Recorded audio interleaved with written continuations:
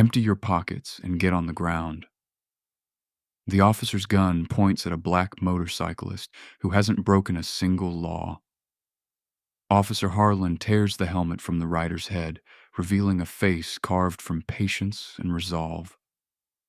Fancy bike for your kind. Where'd you steal it? The rider's eyes, sharp and assessing, fix on Harlan's nameplate and badge. Officer Donovan dumps the saddlebags, military documents scattered like confetti. Colonel Darius Kane, he reads mockingly. Yeah, right. Playing soldier. Harlan sneers, pressing a boot against the rider's back. If you're a colonel, I'm the commander-in-chief. The rider speaks once, voice steel beneath silk. I need to make one call. Lawyers don't work roadside. Harlan laughs, cuffs biting into wrists. A dangerous calm settles over the rider's features. You have 5 minutes before you destroy your career. As the patrol car pulls away, military satellites overhead silently track its movement. Colonel Darius Kane eases his custom Harley along the sun-baked highway outside Lakeside. His riding gear premium, but understated, offers no hint of his 30 years in military service or his current position directing Pentagon Special Operations Logistics. The charity ride supporting veterans' mental health brings him through small towns like this one regularly. Today, like most days off base, he's just another black man on an expensive motorcycle. Officers Harlan and Donovan idle in their patrol car at the town limits. Harlan, a 17-year veteran with 3 excessive force complaints, buried in his file, drums impatient fingers on the steering wheel. At 38, the sergeant's promotion he expected remains elusive, souring his outlook. Beside him, Donovan, 24 and fresh-faced, watches Harlan for cues on how real policing works. Look at that. Harlan straightens as Kane's Harley approaches. Pretty nice ride. Donovan nods. Custom work's not cheap. Not too nice for around here. Harlan's eyes narrow. Bet there's a reason he can afford it. The implication hangs in the air, unsupported by anything except assumption. Kane pulls into a gas station, movements efficient and precise. He fills the tank, then enters the store for water. The owner, Mrs. Harlow, a gray-haired woman with sharp eyes, notices his military ID when he pays. Thank you for your service, she says with genuine respect. Kane offers a modest smile. Just doing my job, ma'am. Back in the patrol car, Harlan's attention remains fixed on Kane as he exits the station. Let's see what he's running. They pull out behind the motorcycle. No traffic violations occur, but Harlan activates the lights anyway. Kane signals properly and pulls to the shoulder. Kickstand down, hands visible on the handlebars. Textbook compliance. Through his mirrors, Kane watches the officers approach. His expression remains neutral, but his eyes hold the weariness born from previous experiences. The insignia on his military ID won't protect him from what comes next. It never has.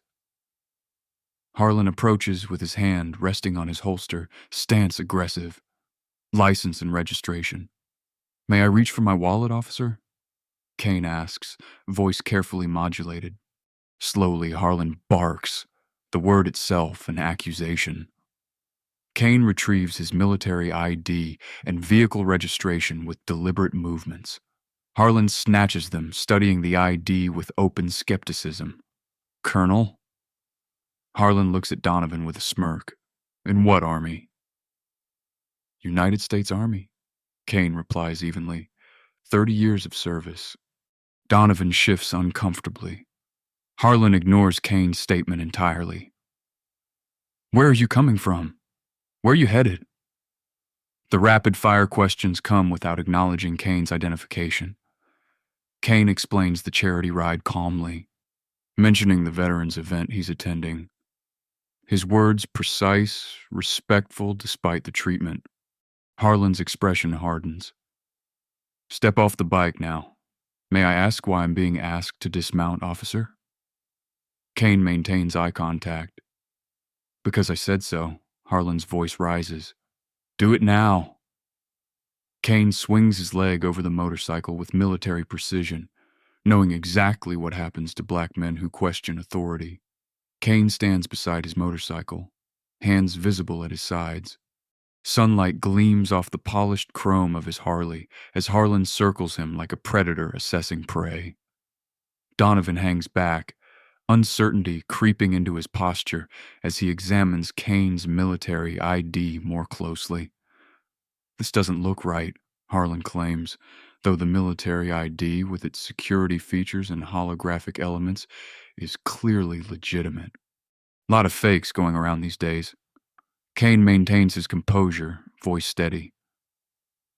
Officer, I've properly identified myself. May I ask why I was stopped? We've had reports of drug trafficking on this route. The lie rolls easily off Harlan's tongue. No such reports exist. Motorcycles are common transport. I understand your concern, Kane responds. I assure you I'm simply passing through on a charity ride. Harlan's eyes narrow. Mind if we take a look at your bags? It's not really a question. Without waiting for consent, Harlan nods to Donovan, who approaches the motorcycle saddlebags. Officer, Kane interjects, his tone firm but not confrontational. With respect, you need probable cause to search my vehicle. Harlan steps closer, using his height to intimidate. Refusing a search? What are you hiding, Colonel?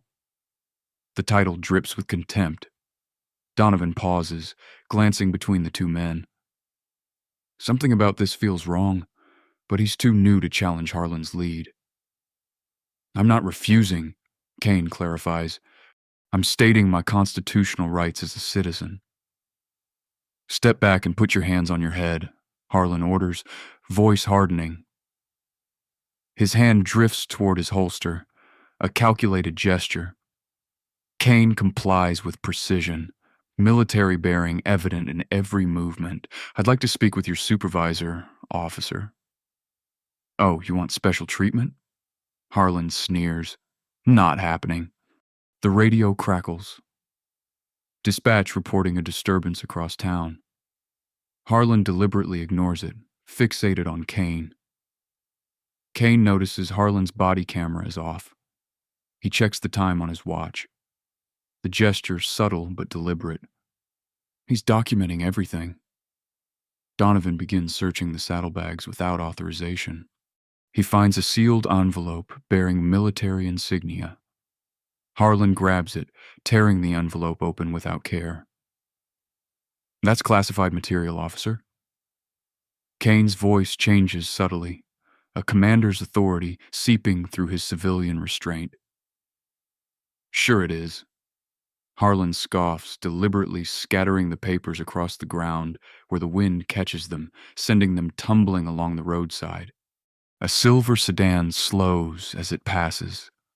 The driver, a middle-aged woman, begins recording with her phone. Harlan shouts at her to move along, his attention momentarily divided. Kane stands motionless, his military training evident in his disciplined response. Each violation is mentally cataloged, each moment recorded in his memory with timestamp precision. Where'd you get this bike? Harlan demands, running his hand possessively over the handlebars. Seems too expensive for... He catches himself before finishing the blatantly biased statement. I purchased it legally, Kane responds evenly. The registration is in your hand. Harlan unclips his handcuffs with a metallic click that cuts through the air like a promise. On your knees, Harlan commands, jingling the handcuffs. Now Kane complies, lowering himself to the scorching asphalt. The heat burns through his riding pants, but his face betrays nothing. Decades of military discipline manifest as dignified silence in the face of humiliation. Harlan grabs Kane's helmet from the motorcycle seat, yanking it roughly by the strap. No concealing your face out here. He tosses the expensive helmet carelessly onto the ground, where it bounces once before settling in the dirt. Kane's close-cropped gray hair and distinguished features come fully into view. A small scar traces his right cheekbone, a reminder of combat long ago. His eyes, clear and penetrating, continue their steady assessment of the situation. These eyes have witnessed war zones across 3 continents, now watching injustice unfold on American soil. Colonel Kane. Harlan mocks, examining the military ID again. Sure, and I'm General Patton. He flips the ID carelessly into the dust near Kane's knees. Donovan continues rummaging through the motorcycle, pulling out a small metal case. He opens it to reveal a collection of military challenge coins and medals. His expression shifts, discomfort growing as evidence mounts that Kane might actually be who he claims. Harlan? These look legitimate, Donovan says quietly. Harlan ignores him, focused on Kane's wallet now, emptying its contents onto the ground. Credit cards, receipts, and a photograph spill out. The photo shows Kane in full dress uniform, standing among the Joint Chiefs of Staff. Harlan glances at it, then deliberately steps on the image. Kane remains silent, eyes tracking Harlan's badge number, memorizing details with military precision. Nothing escapes his notice. The timestamp on Harlan's watch, Donovan's hesitation, the gathering audience across the street. Where'd you steal these military items from? Harlan demands, kicking at the scattered challenge coins. Those are my earned decorations, officer, Kane replies, his voice level despite the indignity of his position. Across the street at the gas station, a small crowd begins to gather. Mrs. Harlow stands in the doorway, hand over her mouth. Beside her, customers raise phones, recording the scene. The audience grows by the minute, silent witnesses to the unfolding abuse of power. Harlan notices the attention. Nothing to see here, he shouts before turning back to Kane. Your kind always causes a scene. Kane's expression doesn't change, but his eyes register the comment, cataloging it alongside every other violation. Donovan discovers a satellite phone in the side compartment of the motorcycle. Military-grade communications equipment, compact and sophisticated. Look at this, he calls to Harlan. Satellite phone. Harlan snatches it. Drug dealers use these to avoid detection. He examines the device with exaggerated suspicion. High-tech stuff to stay off the grid. That's standard military issue for my position, Kane states flatly. Harlan laughs, tossing the expensive device onto the ground beside the scattered papers. Sure it is, Colonel. Officer Harlan, Kane says, emphasizing the name. You're making a significant error. Harlan freezes. How do you know my name? It's on your nameplate, officer, Kane replies, gaze unwavering. What else do you know? Harlan demands, sudden paranoia edging his voice. I know enough to suggest you reconsider your actions, Kane says, each word measured and precise. Harlan's face contorts with anger at what he perceives as a threat. He yanks Kane's arms behind his back, cuffing him with unnecessary force. Threatening an officer now? Kane winces slightly as the metal bites into his wrists, but maintains his composure. Maybe we should call this in, Donovan suggests, uncertainty growing. Check his story. He's playing you, Harlan snaps. These guys always have a story. Kane speaks again, calm but firm. I need to make a call within the next 5 minutes. It's a matter of national security. Harlan laughs. National security? You'll call your lawyer from the station? That would be unwise, Kane states simply. Harlan drags Kane toward the patrol car. You're under arrest for possession of falsified government documents and resisting arrest. I haven't resisted, Kane points out reasonably, and my documents are authentic. The crowd across the street has grown larger, more phones recording the scene, becoming a spectacle of injustice captured in real time. As Kane is forced into the back seat, his eyes meet those of an elderly veteran in the crowd who recognizes exactly who they're arresting. The elderly veteran watches in disbelief as the patrol car pulls away. Elias Thorne, 72, former Army sergeant, recognizes Colonel Kane instantly. Those distinctive features had appeared in Army Times just last month. Thorne's weathered hands tremble with indignation as he hurries toward the gas station. "Mrs. Harlow," he calls to the store owner. "That officer just arrested Colonel Darius Kane." Mrs. Harlow's eyes widen. "The motorcyclist? Are you sure? Served 30 years. Runs Special Ops Logistics at the Pentagon." Thorne's voice carries the certainty of someone who still reads every military publication. "My grandson serves under his command. That Harlan has been trouble for years." Mrs. Harlow shakes her head. "Always picking on the wrong people." Thorne's jaw sets with determination. "Not this time. I need to use your phone." Inside the patrol car, Kane sits upright despite the handcuffs forcing his shoulders back uncomfortably. The discomfort is meaningless. He's endured far worse. His military training included resistance to interrogation scenarios, preparing officers for captivity. This situation differs in jurisdiction, but follows familiar patterns of power and control. Harlan drives, repeatedly glancing in the rearview mirror. Kane's steady gaze unsettles him. "I'm telling you," Donovan says quietly, "something doesn't add up. Maybe we should verify his ID before processing." "You going soft?" Harlan snaps. "He's playing you. These guys always do." Kane remains silent, observing the time on his wristwatch. The military-grade timepiece, far more than a simple watch, begins a silent countdown sequence, visible only to him. Embedded communications technology activating emergency protocols. At the gas station, Elias Thorne punches a number into Mrs. Harlow's phone with urgency. His grandson, Lieutenant Thorne, answers on the second ring. "Lieutenant Thorne speaking. Caleb, it's Grandpa. Listen carefully." The elder Thorne explains the situation in rapid, precise military shorthand. "They've arrested Colonel Kane. Roadside harassment. No cause." Silence on the line. Then Colonel Kane, the deputy director. "On what charges?" "Looked like profiling, pure and simple. Officer named Harlan. I need to inform command immediately." Lieutenant Thorne responds, his voice shifting to formal alert mode. "Thank you, sir." The call ends. Elias Thorne hands the phone back to Mrs. Harlow, his expression grim but satisfied. Now we wait.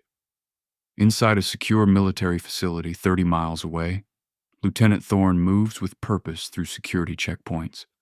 His access badge opens doors that remain locked to most personnel. He reaches his commanding officer's office, knocks once, enters without waiting. "Sir, we have a situation. Colonel Kane has been detained by local police." The commanding officer looks up sharply. "On what authority?" "None, sir. Appears to be harassment." Alarm spreads through the chain of command with military efficiency. Phones ring. Secure messages transmit. Personnel mobilize. In the patrol car, Kane breaks his silence. "Officer Harlan, this is your final opportunity to correct your mistake." Harlan scoffs, but uncertainty flickers across his face. "Save it for the judge. In approximately 3 minutes, your actions will have consequences you're unprepared for," Kane states, voice devoid of threat, simply conveying facts. Harlan forces a laugh that sounds hollow, even to his own ears. At the military base, the emergency response team assembles. Officers receive briefing in rapid, efficient bursts of information. Colonel Kane has been illegally detained while carrying classified materials, the base commander explains. The Secretary of Defense has been notified and has authorized immediate intervention. Military police vehicles and Humvees line up at the gate, engines running, precision and urgency in every movement. Base commander speaks into a secure line. Confirms satellite tracking on the patrol vehicle. We have visual. Affirmative, sir. Full track established. The military convoy begins moving out, a coordinated response to a threat against national security personnel. Inside the patrol car, Kane maintains his composed silence. Donovan checks his phone, growing increasingly anxious. Harlan, you should see this. He holds up his screen. Social media is blowing up with videos of the arrest. People are saying he's really a high-ranking officer. Since when do we police by Twitter? Harlan snaps, but sweat beads on his forehead. 1 minute remaining, Officer Harlan, Kane states calmly. Until what? Harlan demands, knuckles white on the steering wheel. Kane doesn't answer. His silent dignity more powerful than any threat could be. Police dispatch crackles urgently over the radio as a formation of black helicopters appears on the horizon. Chief Harlan's phone rings in the middle of a budget meeting. He glances at the display, the mayor's office, and excuses himself. The mayor never calls directly unless something's wrong. Harlan, he answers, stepping into the hallway. Chief, what the hell is happening? The mayor's voice crackles with tension. I just got off the phone with the governor who got a call from the Pentagon about one of your officers detaining a high-ranking military official. Harlan's stomach drops. Sir, I don't know what. Fix it now. The call ends abruptly. Harlan rushes to dispatch, sweat dampening his collar. Get me Officer Harlan immediately. We've been trying, sir, the dispatcher responds. He's not answering radio calls. Harlan curses under his breath. Where is he? Approaching the station. ETA 3 minutes. Harlan strides toward the station entrance, barking orders as he moves. I want every officer on duty outside now. Meanwhile, Harlan and Donovan approach the station with Kane still cuffed in the back seat. Harlan has deliberately turned off his radio, ignoring the increasingly frantic calls from dispatch. Kane sits calmly, watching the time. Your chief is trying to reach you. How would you know that? Harlan snaps, eyes flicking nervously to the rearview mirror. Because in approximately 30 seconds, your career in law enforcement ends, Kane states without emotion.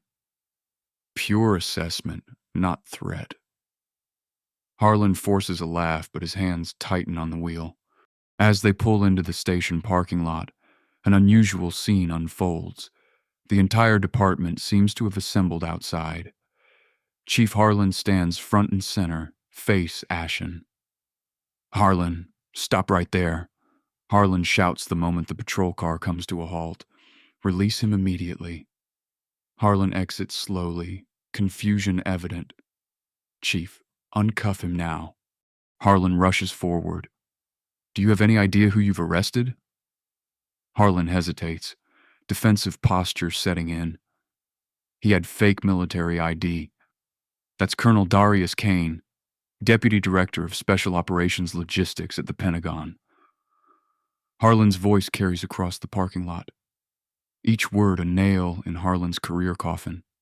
Donovan moves immediately, opening the rear door and carefully removing Kane's handcuffs. I'm sorry, sir, he murmurs, genuine regret in his voice. The distinctive thrum of helicopter rotors fills the air. Multiple black SUVs with government plates screech into the parking lot, forming a perimeter. Kane steps from the patrol car, straightening his jacket with dignified movements. Despite the ordeal, his composure remains intact. Thank you, Officer Donovan. Military personnel in crisp uniforms exit the vehicles, approaching with purposeful strides. Harlan backs away, desperation creeping into his voice. He was acting suspicious. I was riding my motorcycle on a public road. Kane corrects him calmly. Harlan turns to Harlan, fury barely contained. You've really done it this time. The military officers surround Kane, creating a protective formation. A senior officer steps forward, saluting sharply. Colonel, are you all right, sir? Kane returns the salute with precision. I'm fine, Major. Harlan watches in dawning horror as Kane's true position becomes undeniable. The military's response confirming what he refused to believe. Kane addresses the Major. The classified documents that were scattered need to be recovered immediately. Already in progress, sir, the Major responds, gesturing to a team deploying from one of the vehicles. The ground vibrates beneath their feet as the first of many Humvees crests the hill, green metal catching the afternoon sun. The police station parking lot transforms before everyone's eyes. Military precision replaces civilian chaos as Humvees establish a perimeter, their diesel engines rumbling in synchronized harmony. Military police in full tactical gear deploy methodically, securing the area with practiced efficiency.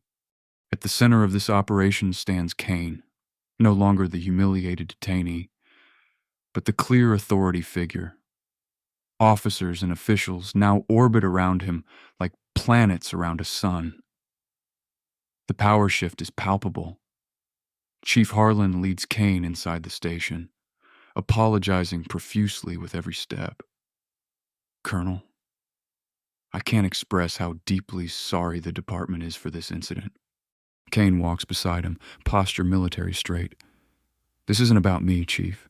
This is about procedure, training, and bias. Harlan nods quickly. I understand, sir. Officer Harlan has had issues before. Kane stops, fixing Harlan with a penetrating gaze. Yet, he remains on your force. The chief has no response, the uncomfortable truth hanging between them. Outside, Harlan attempts to slip away amid the confusion, edging toward his personal vehicle. Two military MPs intercept him with synchronized movements, appearing as if from nowhere. Officer Harlan, one states flatly, Colonel Kane requires your presence. Harlan's face hardens, defiance masking fear. He has no authority over local police. The MP's expression doesn't change. Perhaps not, but the FBI agents who just arrived do. Two individuals in dark suits approach, credentials already extended. Officer Harlan, Special Agents Vargas and Singh, FBI, Civil Rights Division. The blood drains from Harlan's face. Civil Rights Division. Agent Vargas nods once. We'll need a complete statement regarding today's events. I was just doing my job, Harlan protests, voice rising defensively. Were you? Agent Vargas asks quietly. We have witness statements and video evidence suggesting otherwise.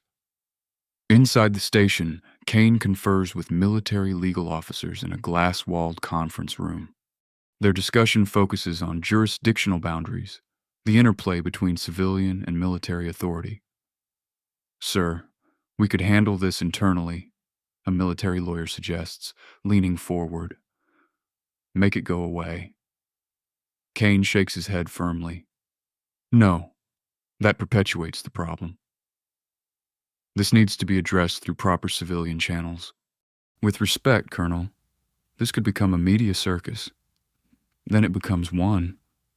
Kane states, accountability requires visibility. Outside the conference room, Officer Donovan waits nervously. When Kane emerges, Donovan approaches with hesitant steps.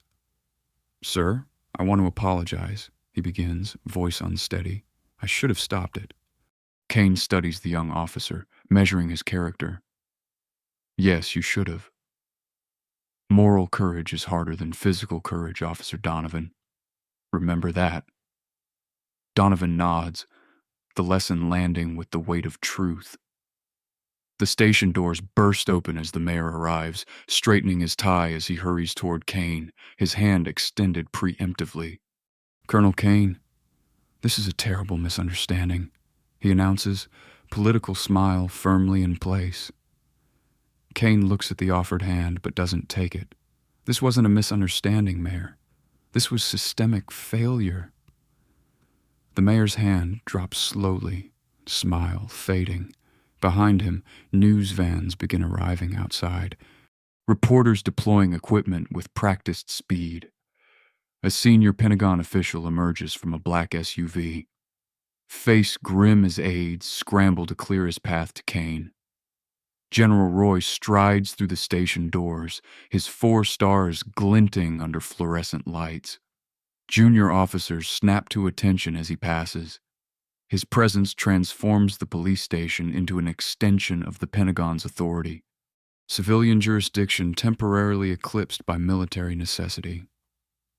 Royce moves directly to Kane, ignoring the mayor and police officials. Darius, the Secretary of Defense, is demanding updates every 15 minutes. This has reached the White House. Kane nods once, calm amid the accelerating storm. "Tell them I'm handling it, sir." "The classified materials?" Royce asks, lowering his voice. "Being recovered." "Breach protocol initiated," Kane confirms. His eyes track the military team currently securing scattered documents outside. Initial assessment indicates no critical compromise. Royce notices Harlan being questioned by the FBI agents across the room. His eyes narrow. "Is that him?" Kane follows his gaze and nods. Royce's expression hardens. "Want me to destroy him?" "No." Kane's response is immediate. "We follow procedure always." Royce raises an eyebrow but doesn't argue.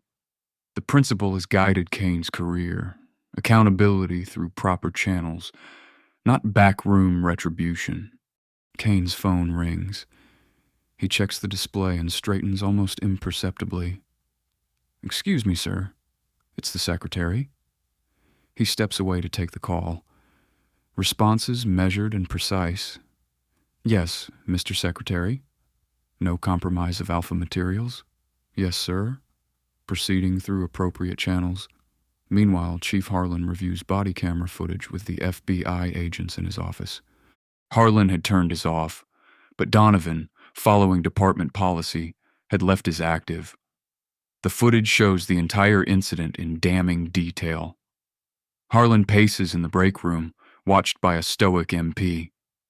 He sees fellow officers passing in the hallway, avoiding eye contact. The isolation of the fallen.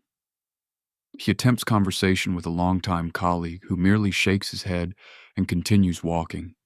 Outside, local news vans have multiplied, reporters setting up for live broadcasts. The story spreading through social media and news alerts. Military officer illegally detained. Racial profiling incident draws Pentagon response. Kane concludes his call and rejoins General Royce. "Sir, I need to make a statement." Royce frowns. "That might not be advisable given the sensitive nature." "With respect, sir." Kane interrupts gently. Silence serves no one. "This isn't about me. It's about accountability." Royce studies Kane's face, then nods reluctantly. "Keep it focused on policy, not classified operations." "Always, sir." Kane approaches the police station steps where reporters have gathered. The police chief and mayor attempt to position themselves advantageously, each trying to control the narrative.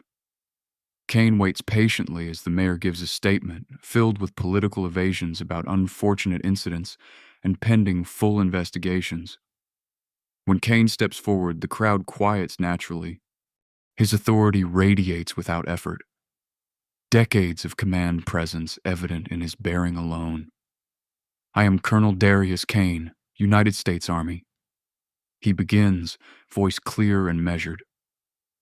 "What happened today happens to citizens across America daily.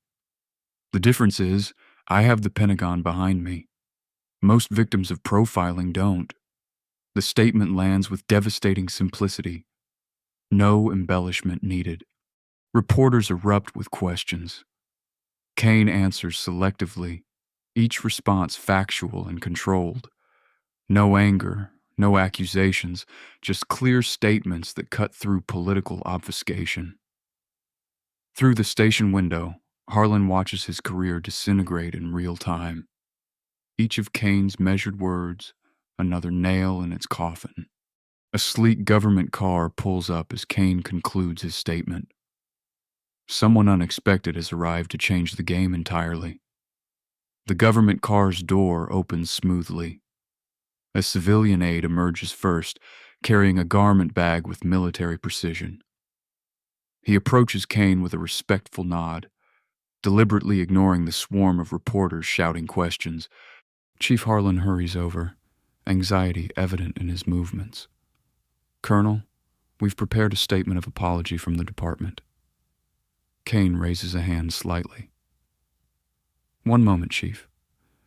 He takes the garment bag with a nod of thanks. The exchange appears insignificant to observers, but General Royce watches with understanding in his eyes. Kane enters the station briefly, the doors closing behind him as reporters speculate wildly. Inside a private office, Kane unzips the garment bag methodically. He removes his riding jacket, replacing it with a meticulously pressed uniform. The transformation is more than clothing. It's revelation. Outside, Harlan watches through a window, confusion replacing defiance. "What's happening now?" he mutters to no one in particular. When the station doors reopen minutes later, Colonel Darius Kane has vanished. In his place stands Major General Darius Kane, 2 stars gleaming on each shoulder of his immaculate dress uniform.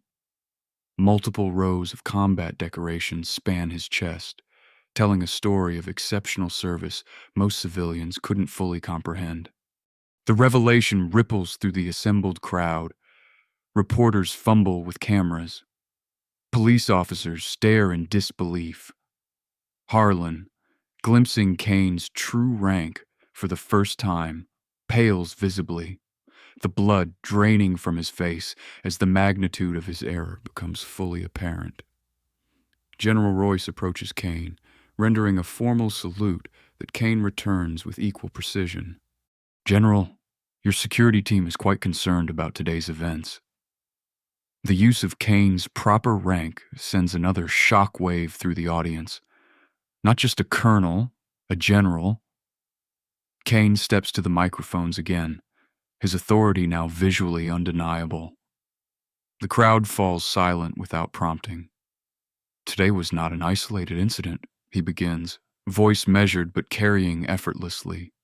"It represents a pattern affecting military personnel of color across this nation.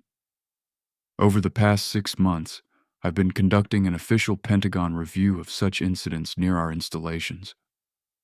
The revelation lands like thunder. Kane hasn't merely been a victim of profiling. He's been conducting an official investigation into such incidents. His presence in Lakeside wasn't coincidental, but purposeful, part of a broader Pentagon initiative. The Department of Defense has a duty to ensure the safety and equal treatment of all service members. When a general can be profiled and detained illegally, imagine what happens to our enlisted personnel." Kane gestures to a team of military attorneys who step forward carrying tablets and folders. These officers from our Civil Rights Division have been documenting cases throughout the region. One of the attorneys approaches the microphone. "General Kane's case will be added to the 43 similar incidents we've documented involving military personnel of color in just this region." The mayor shifts uncomfortably, suddenly understanding the broader implications. This isn't merely about one traffic stop gone wrong. It's about systemic patterns now documented by the Pentagon itself. Kane continues, "This isn't about one officer or one department. It's about systemic issues requiring systemic solutions."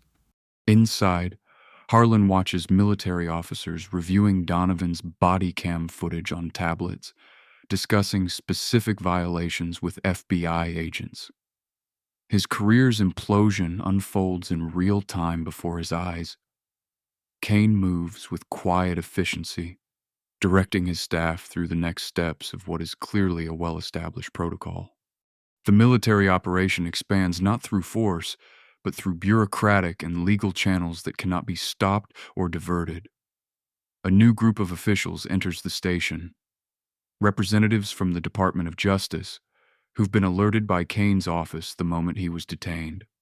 General Kane's detention triggers automatic federal review under Executive Order 13,892, announces a DOJ official to the police chief who realizes with growing horror that he's losing control of his department as federal and military authorities establish jurisdiction. Kane approaches Donovan, who stands uncertainly near the dispatch desk. "Officer Donovan, you hesitated today. You knew something was wrong, but followed anyway." Donovan looks down, shame evident. "Yes, sir?"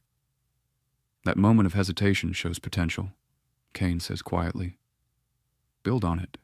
Moral courage can be developed like any muscle. The teaching moment contrasts sharply with Harlan's situation. One officer offered guidance for growth, another facing consequences for entrenchment. Kane returns to the assembled officials, his bearing reflecting absolute authority without arrogance. "I expect full compliance with the federal investigation. Obstruction will not be tolerated." His tone makes clear this isn't personal vengeance, but institutional correction.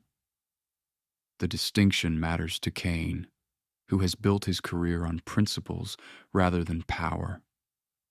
Kane's aide approaches with a secure satellite phone, voice lowered respectfully. "Sir, the White House is requesting immediate input on civil rights legislation." 1 week later, the Pentagon's central briefing room hums with tense energy. Military brass and civilian leadership fill the tiered seating, all eyes focused on the presentation screen. Kane stands at the podium, dress uniform impeccable, his bearing commanding respect without demanding it. 78 documented cases of profiling involving military personnel of color in the past 6 months, Kane states, his voice carrying to every corner of the room. 42% resulted in illegal detention or search. 93% involved no probable cause beyond the service member's appearance and vehicle. The data scrolls across screens, dates, locations, patterns emerging from individual incidents. Kane's methodical presentation transforms anecdotes into undeniable evidence. The defense secretary leans forward. "General, your recommendations?" Kane transitions to the next slide seamlessly. A comprehensive approach addressing both military and civilian dimensions of the problem. He outlines a multi-pronged strategy.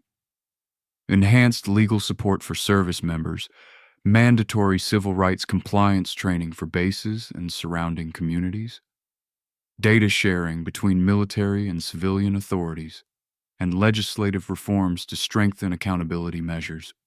Meanwhile, in Lakeside, the FBI Civil Rights Division has established temporary offices in City Hall.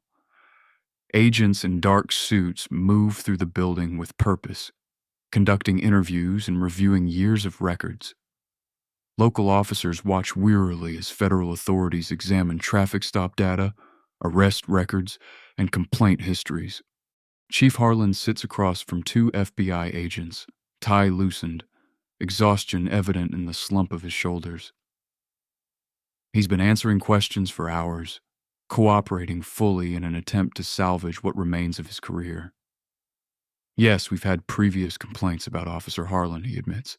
3 excessive force, 2 discrimination, and the department's response. Agent Vargas asks, already knowing the answer from the files spread between them. Harlan shifts uncomfortably. Verbal counseling, 1 suspension, 3 days for 5 serious complaints. It's not a question. Across town, the mayor faces an emergency town council meeting. Residents pack the chamber, many holding signs denouncing police practices and demanding accountability. A recall petition circulates through the crowd, already gathering signatures. This national embarrassment falls directly on your administration, a longtime council member states. The lack of oversight has exposed our community to federal intervention and potential liability. The mayor's attempted defenses fall flat against public outrage, fueled by viral videos of Kane's detention. At the police station, Harlan sits alone in the break room, suspension notice in hand. His union attorney stands in the doorway, expression grim. "They're building a case for termination," the attorney says. "My recommendation is full cooperation to mitigate damages." Harlan's face hardens. "I was doing my job, following procedure." "That's the problem," his attorney responds. "If that was procedure, the procedure itself was illegal." Meanwhile, Donovan provides testimony to FBI investigators. His honesty about department practice is damning, but potentially redemptive for his own career. "It was understood that certain vehicles, certain people warranted additional scrutiny," he explains. Discomfort evident in his posture. Not written policy, but definitely understood. "Who conveyed this understanding?" Agent Singh asks.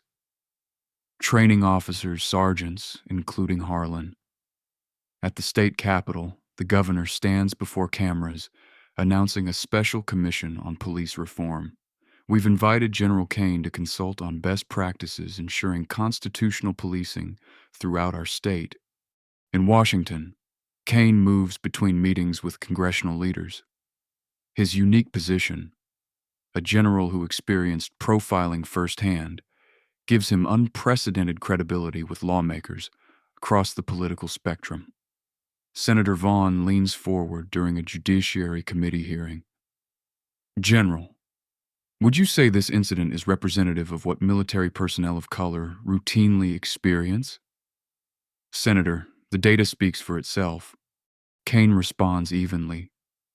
"This wasn't extraordinary. It was ordinary. That's the problem."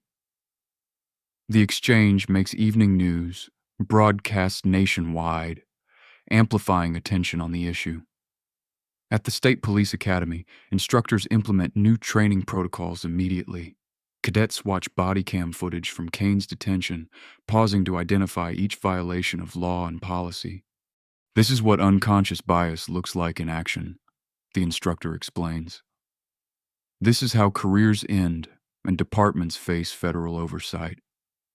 The ripple effects continue expanding." The Department of Justice places Lakeside Police Department under a consent decree, establishing federal oversight of operations, training, and discipline. This agreement isn't punitive. The DOJ spokesperson explains to assembled media. It's corrective, a pathway to constitutional policing. Department-wide audits reveal patterns extending beyond Harlan's individual actions. Traffic stop data shows racial disparities that can't be explained by demographics or crime rates. Internal communications reveal casual bias embedded in department culture. Meanwhile, Kane conducts press interviews selectively, always redirecting from his personal experience to the systemic issues at stake. "Do you want Officer Harlan fired?" an interviewer asks directly. "I want proper accountability and systemic change," Kane responds. "This isn't about one officer or even one department. It's about aligning practices with constitutional principles." At the Pentagon, military leadership implements Kane's recommendations for protecting service members off base. New reporting systems allow personnel to document civil rights concerns. Legal support offices expand their scope to include incidents in surrounding communities. Community liaison positions are created to build relationships with local law enforcement. The Defense Secretary announces these changes in a press conference. "What happened to General Kane highlights vulnerabilities affecting our personnel daily. We're addressing these issues comprehensively to ensure all who serve this nation receive the respect and protection they deserve." Harlan's disciplinary hearing is scheduled for the following week. The charges are extensive. Civil rights violations, falsifying reports, improper detention, failure to activate body camera, evidence mishandling. Kane declines to attend personally, but submits a formal statement focused on policy failures rather than personal grievances. His focus remains on systemic rather than individual justice, transforming his experience into institutional improvement. As the hearing approaches, public attention intensifies. Activists organize rallies demanding accountability. Police unions issue statements about due process and officer protections. Editorial pages debate the broader implications for policing nationwide. Through it all, Kane maintains his characteristic composure, navigating political pressures with the same strategic thinking that distinguished his military career. Each interview, each testimony, each recommendation precisely calibrated to achieve maximum institutional impact rather than personal vindication. As Kane's reforms gain momentum nationally, Officer Harlan makes a decision that surprises everyone involved in the case. The disciplinary hearing room sits silent, except for the soft whir of recording equipment. Sunlight filters through Venetian blinds, casting striped shadows across the long table where the review board members sit with expressions of professional neutrality. The room overflows with officials, media representatives, and community members, all drawn to the culmination of a case that has transcended local boundaries. Harlan sits alone at a small table, posture rigid with defensive tension. His union representation occupies a chair nearby, but the deliberate distance between them speaks volumes. The evidence against Harlan sits in neat stacks, case files, complaint histories, and transcripts that collectively tell a damning story. The board chairperson opens the proceedings with formal gravity. This hearing will determine appropriate administrative action regarding Officer Harlan's conduct during the unlawful detention of Major General Darius Kane. What follows is a methodical dismantling of Harlan's career. The review board presents findings from their investigation. A pattern of biased policing extending back years. Multiple excessive force complaints consistently minimized. Incident reports containing discrepancies that supervisors overlooked. Kane's detention emerges not as an isolated error, but as the predictable culmination of long-established patterns. Harlan's attorney attempts to construct a defense around departmental practices. Officer Harlan was following established procedures for suspicious vehicles and persons. A board member leans forward. Which procedure authorizes detention without probable cause? Please cite the specific policy. The attorney falters, shuffling through papers without finding an answer that doesn't further incriminate his client. Chief Harlan testifies next, walking a precarious line between accountability and institutional protection. His testimony reveals the department's systemic failures while attempting to distance leadership from individual officers' actions. We provide training on constitutional policing.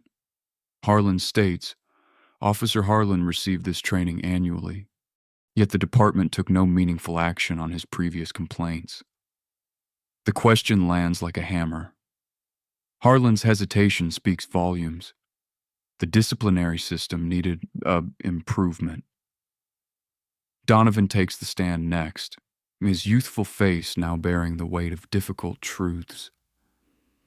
His testimony proves devastating in its honesty, revealing the unwritten rules that shape department culture. I was taught to look for indicators that weren't really indicators at all, Donovan explains, voice steady despite his obvious discomfort. Expensive vehicles driven by minorities, out-of-state plates in certain neighborhoods, things that aren't actually suspicious but were treated as if they were. Who taught you these practices? The board asks. Senior officers, including Sergeant Harlan. FBI. Agent Vargas presents findings from their broader investigation. contextualizing Harlan's actions within patterns affecting hundreds of citizens over years. Charts display traffic stop disparities that statistics alone cannot explain away. As evidence mounts inexorably, Harlan recognizes the inevitable outcome. When called to testify, he faces a pivotal choice between continued defiance and belated honesty. In a moment that surprises the entire room, he chooses the latter.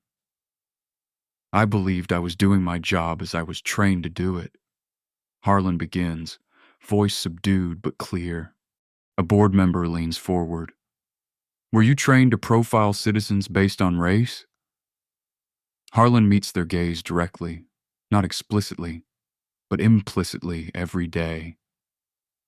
His admission shifts the atmosphere subtly, not toward forgiveness, but toward a more complete understanding of the institutional failures at work. The way commendations were handed out, the stories told in the break room, who got promoted, it all sent a message about what kind of policing was rewarded. Harlan continues, "I can't defend what I did to General Kane, but I'm not the only one who did it." His words implicate not just himself, but an entire culture, perhaps his first act of genuine service to the community he claimed to protect. The board deliberates briefly before delivering their unanimous decision. Termination effective immediately with referral to the district attorney for criminal charges related to civil rights violations. As Harlan surrenders his badge and service weapon, symbols of authority he failed to honor, the weight of consequence finally registers on his face. He passes Donovan in the hallway, their eyes meeting briefly. "They're making an example of me," Harlan says, bitterness edging his voice. Donovan shakes his head. "No, they're making a correction. The distinction matters.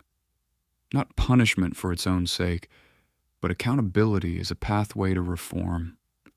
Meanwhile, Kane receives the news at the Pentagon while reviewing implementation plans for nationwide training initiatives. He acknowledges the information with a single nod. No celebration, no vindication, just quiet recognition that one part of a larger process has reached completion. As news of Harlan's termination breaks, Kane makes a decision about his own career that will transform the national conversation. 6 months later, sunlight glints off the polished buttons of Kane's dress uniform as he stands before the newest class of police academy graduates. His presence commands attention without effort, a lifetime of leadership visible in his bearing. This marks one of his final appearances in military uniform.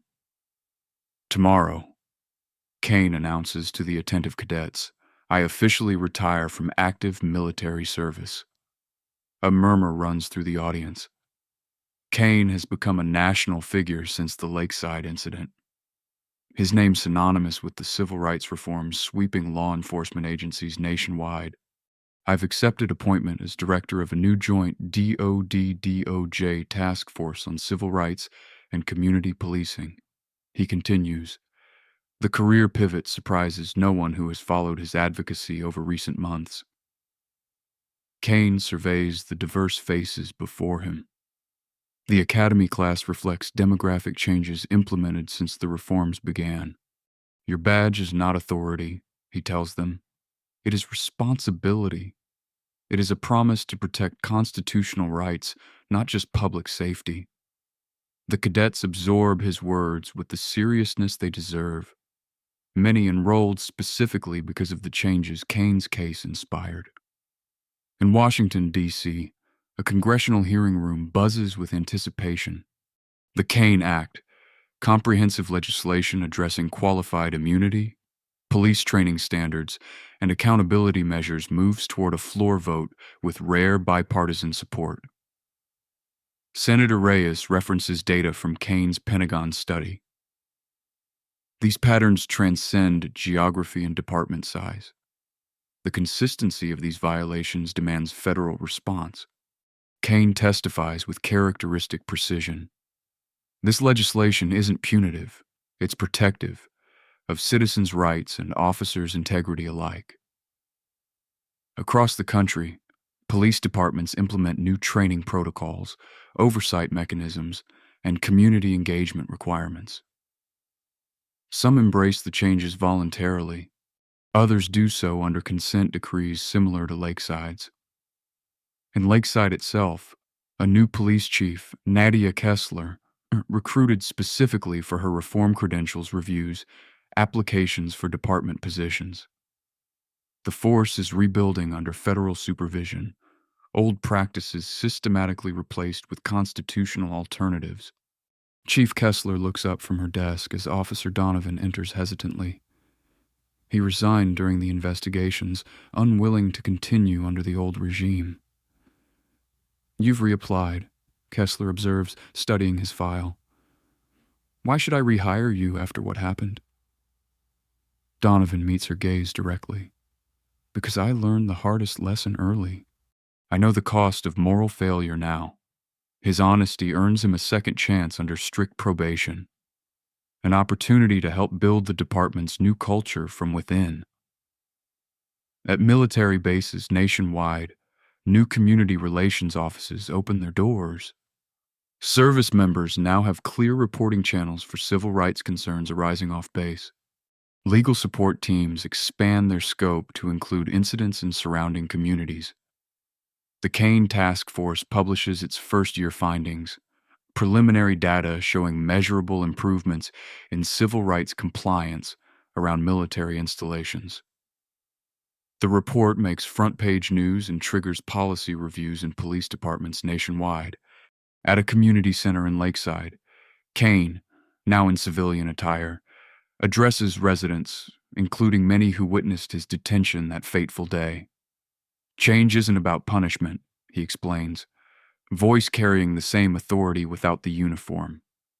"It's about alignment, aligning practices with principles we already claim to hold." Mrs. Harlow, the gas station owner who witnessed the initial incident, stands to speak. "What happened to you was terrible, General, but the changes we've seen since. Maybe something good came from it." Kane acknowledges this complex truth with a nod. Sometimes progress requires painful catalysts.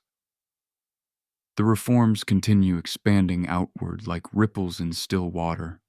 Police academies revise curricula nationwide. Departments implement early warning systems to identify problematic officer patterns before they escalate. Community oversight boards gain meaningful authority rather than serving as mere window dressing. Kane monitors these developments not with the satisfaction of personal vindication, but with the measured assessment of a strategist. Each implementation report, each policy change, each statistical improvement represents a small victory in a campaign he now leads full-time. A plain envelope arrives at Kane's office, postmarked from Lakeside, containing a message he never expected to receive.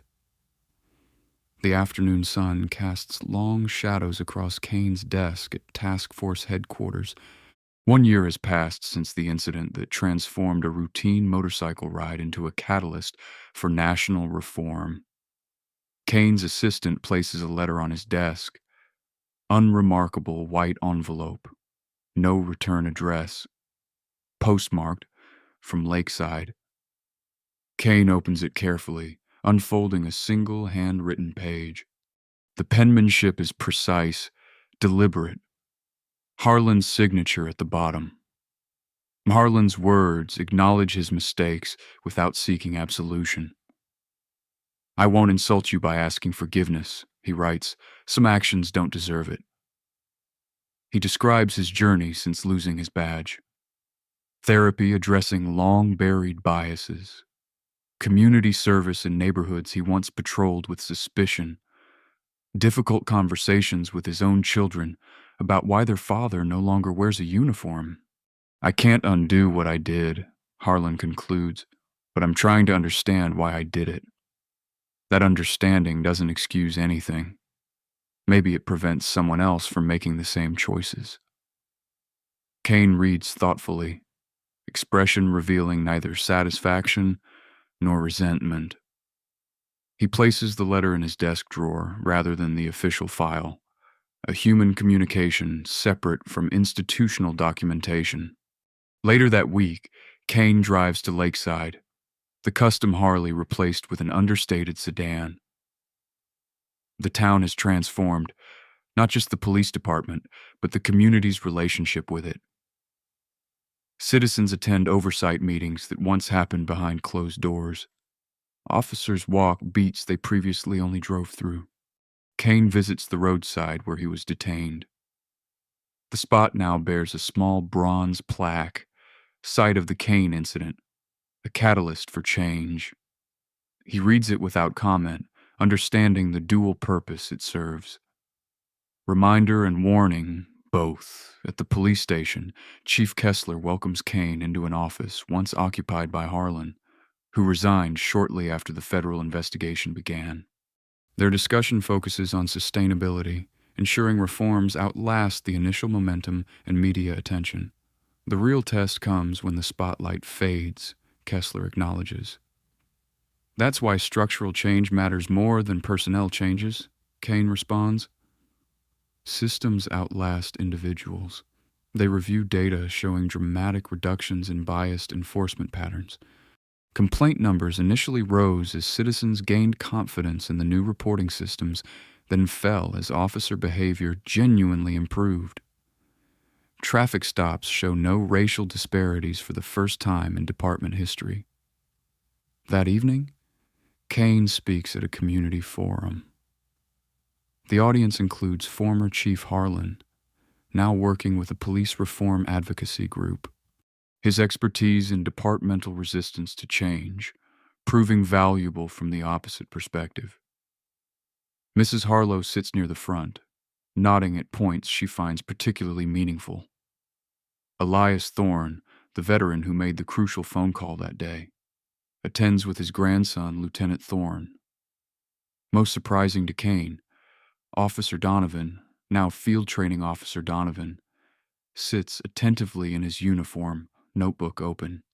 His responsibility now includes teaching new recruits proper procedure and ethical policing.